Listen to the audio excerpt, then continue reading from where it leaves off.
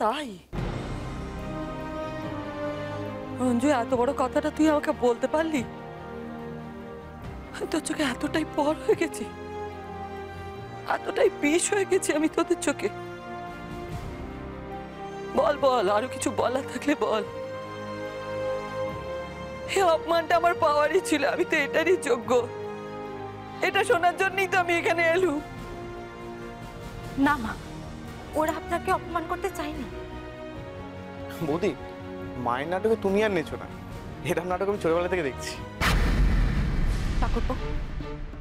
ঠাকুরপো সকাল থেকে অনেক কথা বলেছো, আর না, মায়ের নামে আর একটা বাজে কথা বললে আমি কিন্তু সহ্য করবো না। ভাই ভাই, আমার কথাটা শোন। দেখ, মা যা করেছে করেছে, হয়ে গেছে তো। এখন মা নিজের ভুলটা বুঝতে পেরেছে। আমাদের এখন উচিত মাকে হেল্প করা, যাতে মা স্বাভাবিক হয়ে যায়। কিন্তু তোরা তোরা এমন করছিস, মা তো নিজের চোখে আরো নেমে যাচ্ছে। বল, মাকে এভাবে কষ্ট দিস না প্লিজ। তুমি যাকে তোমার মা বলছো বর্দা, সে কি তোমাকে নিজের সন্তান ভাবে? সকাল থেকে এত কিছু হয়ে গেল, তাও তোরা কিচ্ছু বুঝতে পারলি না। কেন বলতো?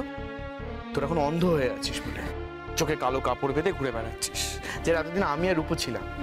তাই এখন লজ্জা আয়নার সামনে দাঁড়াতেও পারি না। তুই বলছিলিস না বাটিতে বিষ নেই, কিছু নেই, তাদের আমাকে চড়ও মারলি। তারপর কি হলো? বাটিতে বিষ পাওয়া গেল। এরপরেও মনে হয় যে এই মহিলাটি বদলে গেছে, আর এ তোকে নিজের সন্তান মনে করে। হ্যাঁ হ্যাঁ ঠাকুরপো, কারণ আমি বিশ্বাস করি, আমি নিজের চোখে দেখেছি দাদা বিশ্বাস করে কি পেয়েছে। ঠাকুরপো, তোমার দাদা যার জন্য দিনরাত কষ্ট পেয়েছে, কেঁদেছে, সেই মাকে পেয়েছে।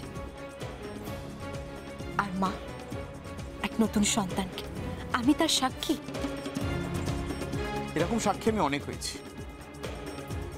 ছোটবেলা থেকে এত রং দেখেছি না, দুদিন পর এখন রং পাল্টাবে, তখন আমার কথা মনে পড়বে। দাদা শোন না, আমায় ক্ষমা করে দেয়।